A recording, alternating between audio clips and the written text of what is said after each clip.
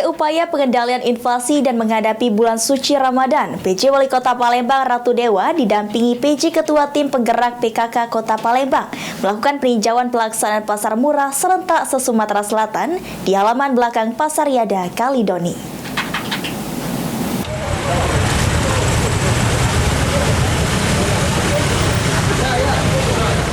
Diawali monitoring harga dan stok pangan, PJ Wali Kota Palembang Ratu Dewa didampingi oleh PK Ketua Tim Penggerak PKK Kota Palembang Dewi Sastrani Ratu Dewa melakukan peninjauan pelaksanaan pasar murah di halaman belakang Pasar Yada Kecamatan Kalidoni.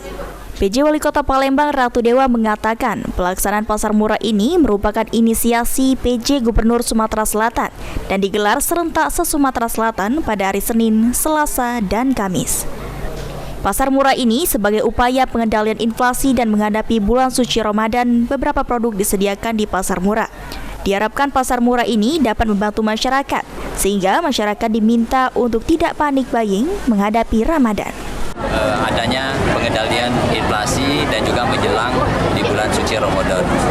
Pasar murah ini ada beberapa barang yang bisa terjangkau oleh para warga. Pertama kaitan dengan beras, terus ada lagi bawang merah, bawang putih, cabai, gandum, gula, dan minyak. Gerakan ini kerjasama dengan Bulog Sumatera Selatan dan juga sebuah gerakan yang diinisiasi oleh Gubernur Sumatera Selatan. Semoga dengan harapan para warga Palembang bisa terjangkau terhadap harga yang ada ini.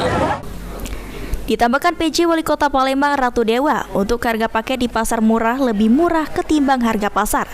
Seperti paket beras Bulog 5 kg dengan 1 liter minyak goreng dibanderol Rp67.000.